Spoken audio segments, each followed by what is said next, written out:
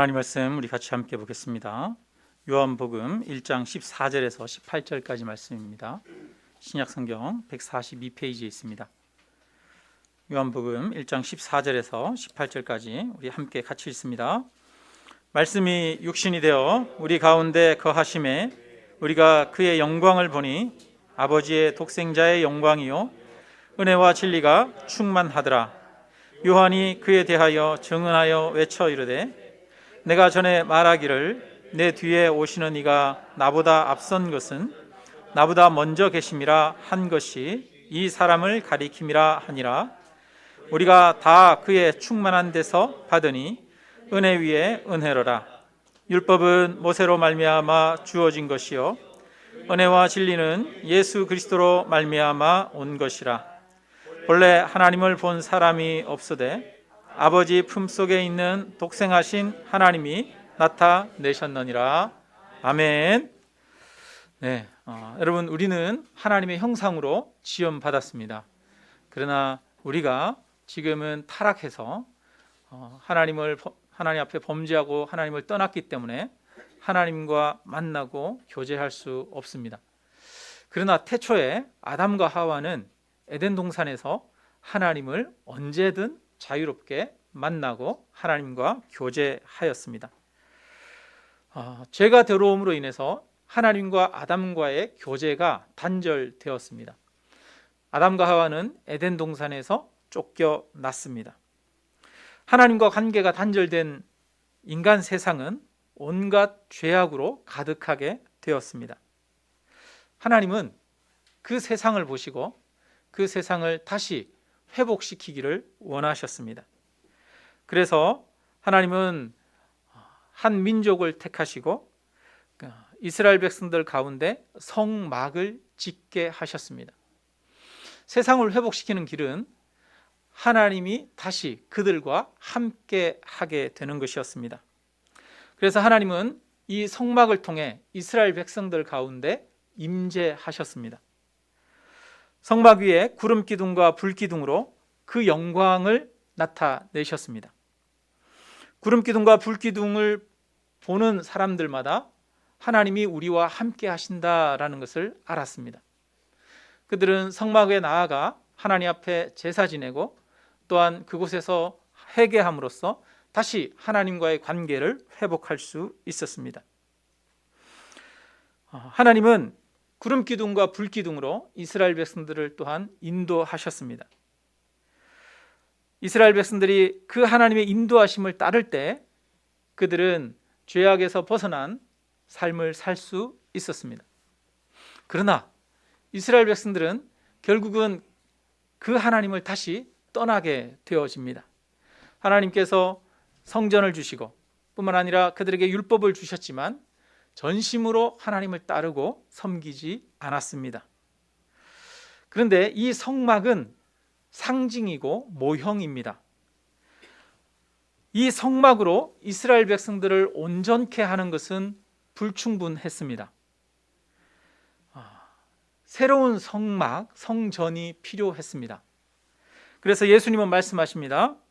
너희가 이 성전을 헐라. 내가 사흘 동안에 일으키리라. 여기서 말한 이 사흘 동안에 일으키는 성전은 바로 예수님이 자기 육체를 가리켜서 하신 말씀입니다. 참된 성전은 돌로 지어진 그 성전이 아니라 바로 예수 그리스도이십니다. 하나님 자신이 육신을 입으시고 이 땅 가운데 오셨습니다. 하나님이 인간에게 더욱 가까이 오셨습니다.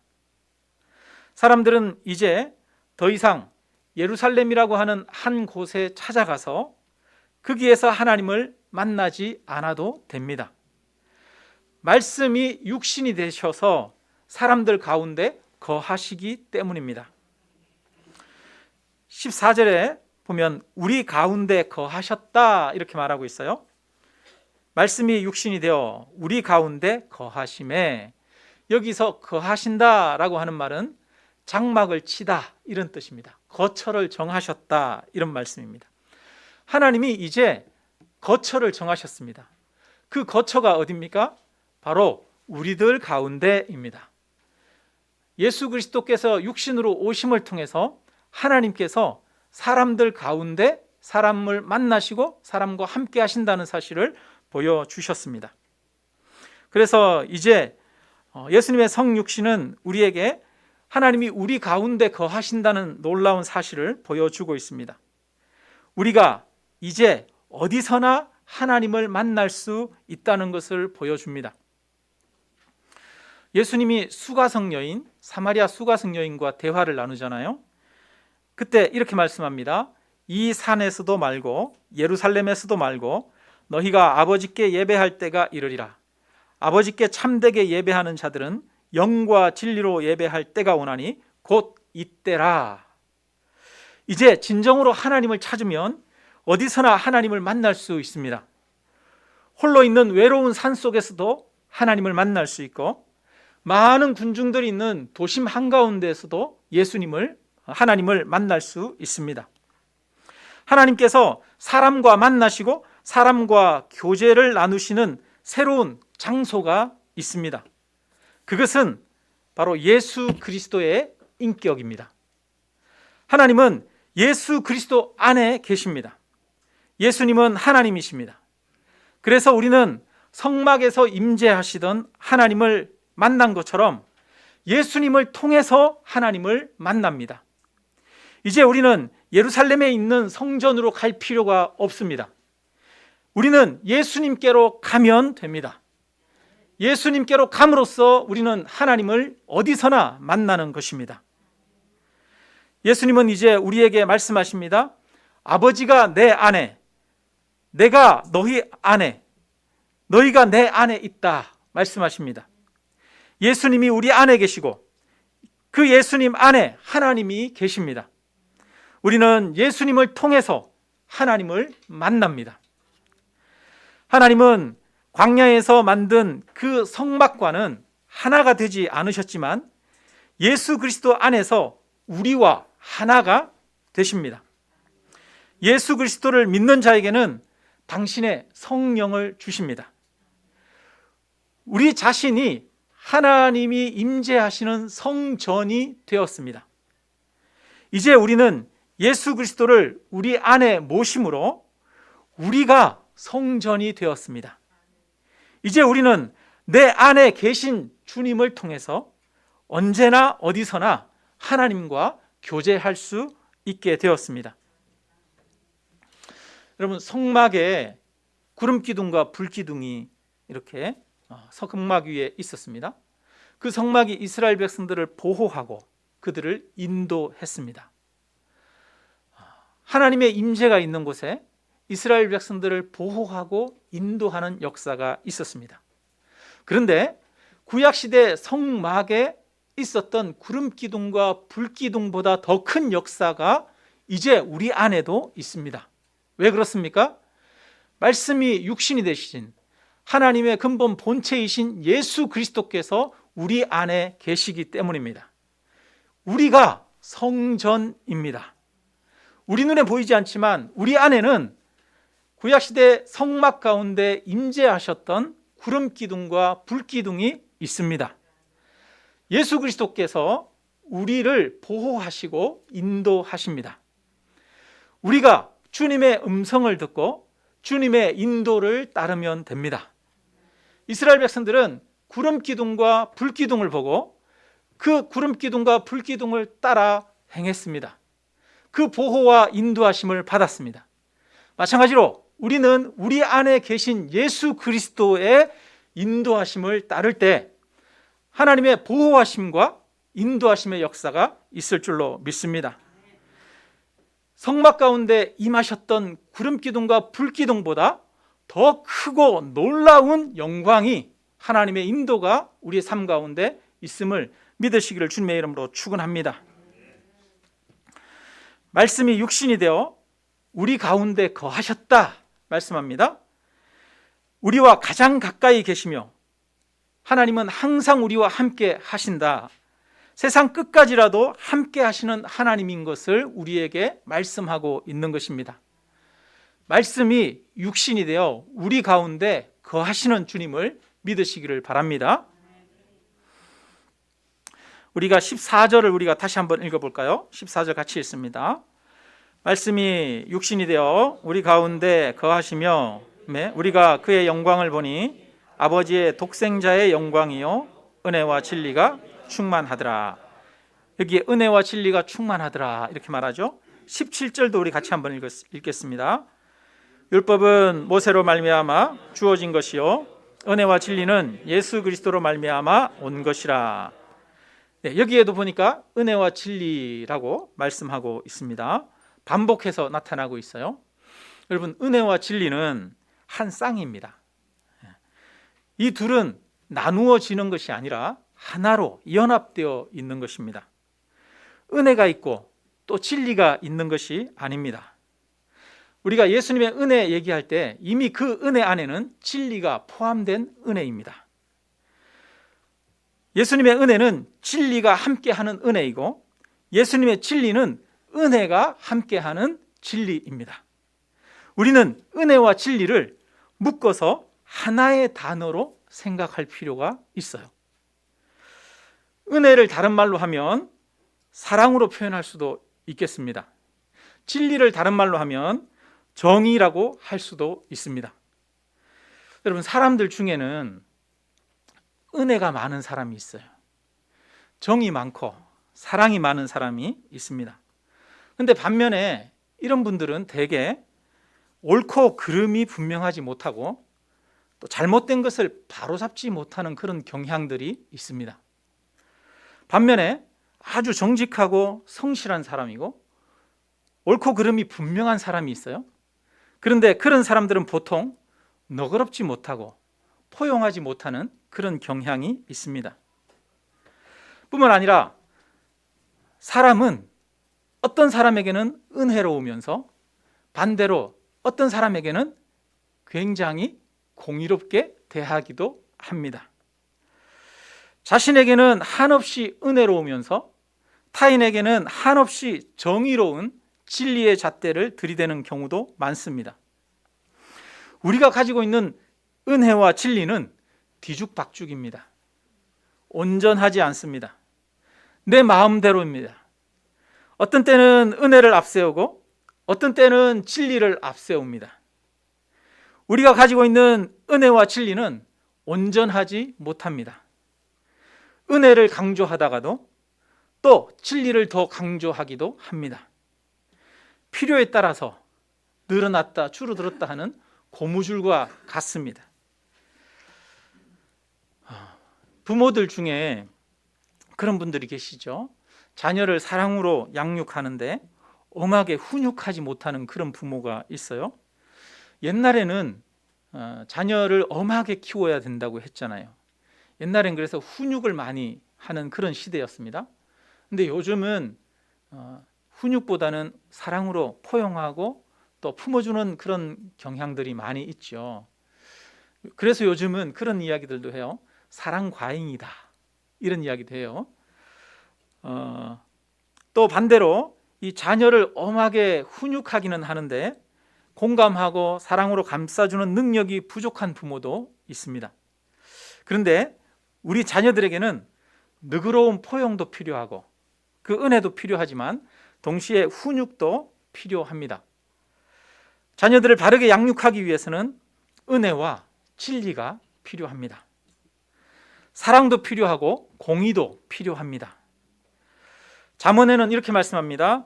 아이를 훈계하지 아니하려고 하지 말라. 채찍으로 그를 때릴지라도 그가 죽지 아니하리라.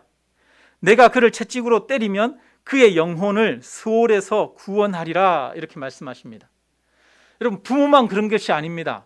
누구도 그렇습니까? 하나님도 그렇습니다. 하나님도 우리를 인생 채찍과 막대기로 훈육하십니다. 우리 안에 있는 모든 거짓과 모든 죄악들이 낱낱이 드러나게 하시는 하나님이십니다. 하나님은 그냥 넘어가지 않아요. 제가 이렇게 보니까 하나님은 그 허물과 죄를 그냥 넘어가지 않는 것 같습니다. 반드시 그 허물과 죄가 드러나게 하시는 분이신 것 같아요. 근데 그 허물과 죄가 드러날 때 아프죠. 그러나 그것이 하나님의 사랑입니다. 그를 바로잡고 그를 바르게 인도하고 세우는 것입니다. 고린도전서 13장에는 사랑이 어떤 것인지에 대해서 자세히 설명합니다. 많은 사람들이 착각합니다. 사랑은 그냥 마냥 품어주는 것이라고 생각합니다. 사랑은 감정이라고 생각합니다. 그렇지 않습니다. 고린도전서 13장에 말씀합니다. 사랑은 오래 참고 온유하며 시기하지 아니하며 성내지 아니하며, 마치 사랑은 품어주는 이런 것과 같습니다. 그런데 이것뿐 아니라 사랑은 악한 것을 생각하지 아니하며 불의를 기뻐하지 아니하며 진리와 함께 기뻐한다, 이렇게 이야기하고 있습니다. 사랑의 진리의 측면을 이야기를 하고 있는 것입니다. 참 사랑은 은혜와 진리가 가득한 것입니다. 진리가 있는 은혜, 은혜가 있는 진리여야 참 사랑입니다. 진리 없는 은혜, 은혜 없는 진리는 모두 그릇된 것입니다. 이 은혜와 진리가 충만하신 분이 바로 예수 그리스도십니다. 예수님은 세리와 죄인들을 부르시며 병든 자들을 돌아보셨습니다. 하나님은 꺼져가는 등불도 끄지 아니하시는 은혜로운 분이십니다. 그러나 주님은 또 바리새인과 외식하는 자들을 꾸짖으시며 그들을 용납하지 않으셨습니다. 여러분, 베드로에게도 보면은요, 예수님이 제자들에게 묻습니다. 사람들이 나를 누구라 하느냐? 선지자라고도 하고 또 랍비라고도 합니다. 그랬더니 그러면 너희는 나를 누구라고 하느냐? 베드로가 말합니다. 주는 그리스도시요 살아계신 하나님의 아들이십니다. 그러자 예수님이 기뻐하시면서 베드로를 칭찬하십니다. 바요나 시몬아, 내가 복이 있도다. 이것을 알게 하시는 이는 하나님이시다. 내가 이 반석 위에 내 교회를 세우겠다라고 칭찬하시면서 말씀하셨습니다. 그리고 나서 그때부터 예수님께서 십자가에 죽으실 것을 비로소 가르치기 시작하셨어요. 그러자 베드로가 예수님 앞에 딱 가로막고 나타나서 마치 예수님을 훈육하듯이 예수님 앞에, 예수님 그러면 안 됩니다, 그렇게 하실 수 없습니다 라고 이야기를 하는 거예요. 그러자 예수님이 단호하게 베드로에게 말합니다. 사탄아, 물러가라. 너는 나를 넘어지게 하는 자로다. 내가 하나님의 일을 생각하지 아니하고 사람의 일을 생각하는도다. 그렇게 엄중하게 단호하게 책망하셨습니다. 가늠하다가 잡혀온 여인에게 주님은 말씀하십니다. 나도 너를 정죄하지 아니한다 라고 하시면서 사랑을 보여주셨습니다. 그러나 또 말씀하십니다. 가서 다시는 죄를 범하지 말라, 진리를 나타내십니다. 예수님은 은혜와 진리가 충만하신 분이십니다. 이 은혜와 진리를 동시에 보여주는 것이 바로 예수님의 십자가죠. 십자가에서 우리를 사랑하시는 하나님의 은혜가 드러났습니다. 주님은 십자가에서 우리를 대신해서 죽으셨습니다. 자신의 생명을 우리에게 주셨습니다. 주님은 십자가에서 우리에게 갚을 수 없는 큰 은혜를 베푸셨습니다. 그러나 이 은혜는 진리 없이 이루어진 은혜가 아닙니다. 십자가에서는 예수님의 진리가 드러나 있습니다. 공의로운 예수님은 우리의 죄를 그냥 없는 것으로 해 주실 수 없었습니다. 죄에 대해서는 반드시 그 대가를 치러야 했습니다. 그래서 우리 죄의 대가를 주님이 십자가에 죽으심으로 치르셨습니다. 주님은 공의를 몸소 실현하셨습니다. 그래서 십자가는 하나님의 사랑을 보여줄 뿐 아니라 우리 죄의 무서움을 보여주는 것입니다. 우리 죄는 얼마나 큰지 하나님의 아들 예수 그리스도를 십자가에 못 박음으로써만 해결할 수 있는 것이었습니다. 우리는 십자가를 생각할 때 우리 죄의 무서움을 볼 수 있어야 합니다. 십자가 속에서 용서하시는 하나님의 사랑만을 발견하면 안 됩니다. 십자가에서 예수님이 죽으셨다는 것을 기억해야 됩니다. 내 죄 때문에, 내 죄가 주님을 십자가에 못 박았다는 사실을 기억해야 합니다. 우리는 우리 죄의 무서움 앞에서 몸소리 쳐야 합니다. 십자가에서 우리 죄의 무서움을 깨닫는 자가 하나님의 값없이 베푸시는 사랑을 또한 깊이 알게 됩니다. 자신의 죄를 깨닫는 자가 은혜를 알게 됩니다. 죄가 더한 곳에 은혜가 더한다라고 말씀하십니다. 여러분, 진리가 드러나는 곳에 은혜가 있습니다. 은혜가 있는 곳에 진리가 있습니다. 십자가에서는 예수님의 은혜와 진리가 드러나 있습니다. 십자가는 은혜와 진리의 정수입니다. 예수님의 이 십자가가 우리를 구원하고 살렸습니다. 은혜와 진리가 사람을 살리는 것입니다. 사람의 생명을 살리고 사람을 바르게 인도하는 것은 은혜와 진리입니다. 그러므로 우리에게도 이 은혜와 진리가 있어야겠습니다. 은혜만 있는 것은 사람을 온전하게 하지 못합니다. 진리만 있는 것도 사람을 온전하게 하지 못합니다. 은혜와 진리가 있어야 우리는 온전하게 사랑할 수 있고 온전하게 타인을 섬길 수 있습니다. 그러므로 우리는 은혜와 진리를 가진 사람이 되기를 사모해야 하겠습니다. 17절을 우리가 한번 읽어볼까요? 17절 같이 읽습니다. 율법은 모세로 말미암아 주어진 것이요 은혜와 진리는 예수 그리스도로 말미암아 온 것이라. 네, 은혜와 진리가 어디로부터 왔다고요? 예수 그리스도로 말미암아 온 것이다. 은혜와 진리는 세상으로부터 온 것이 아닙니다. 우리는 은혜와 진리를 세상에서 찾을 수 없습니다. 여러분, 이 세상을 한번 보십시오. 이 세상에 사랑과 정의가 동시에 가득한 곳이 있습니까? 저 법정에 가면 사랑과 정의가 있습니까? 아니면 저 정치판에 가면 사랑과 정의가 있습니까? 아니면 우리의 마음 속에 은혜와 진리가 충만하게 흐르고 있습니까? 아닙니다. 우리의 마음 속에 은혜와 진리가 없습니다. 우리의 마음 속에 온전한 은혜와 진리를 찾을 수 있다면 아마 우리는 이 세상 속에서도 은혜와 진리, 온전한 사랑과 정의를 찾을 수 있을 것입니다. 왜냐하면 이 세상은 우리의 마음이 만들어낸 것이기 때문입니다. 우리가 이 세상 속에서 온전한 사랑과 정의를 찾아낼 수 없다면, 은혜와 진리를 찾아낼 수 없다면 그 은혜와 진리는 우리 안에 있는 것이 아니라는 것입니다. 여러분, 우리 안에는 온전한 은혜와 진리가 없습니다. 우리는 은혜와 진리가 뒤섞여 있습니다. 은혜와 진리는 타락한 인간으로부터 오는 것이 아닙니다.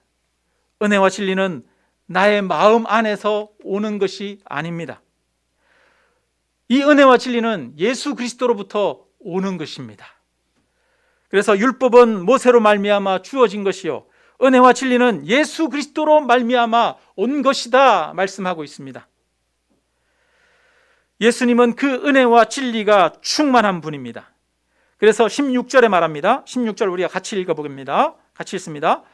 우리가 다 그의 충만한 데서 받으니 은혜 위에 은혜로라. 우리가 어디로부터 받습니까?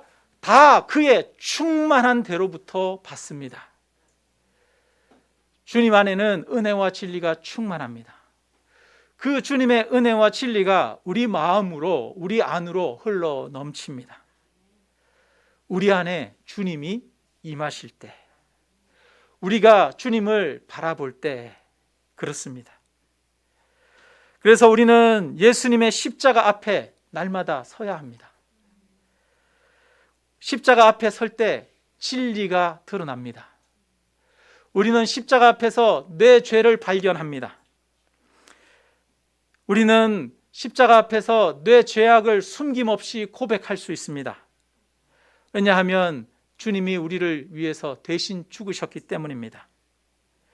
우리는 다른 곳에서는 내 죄에 대해서 직면할 수 없지만 오직 예수 그리스도의 십자가 앞에서는 내 죄를 있는 모습 그대로 직면할 수 있습니다. 우리는 십자가 앞에서 나의 죄를 고백할 뿐 아니라 내 죄를 깨닫게 해달라고 기도합니다. 십자가 앞에 설 때에 우리는 우리 자신의 진실을 바르게 알 수 있습니다. 나 자신을 바르게 볼 수 있습니다. 그리고 우리가 십자가 앞에 설 때에 죄를 깨달을 뿐 아니라 십자가를 통해서 용서하시는 은혜를 경험하게 됩니다.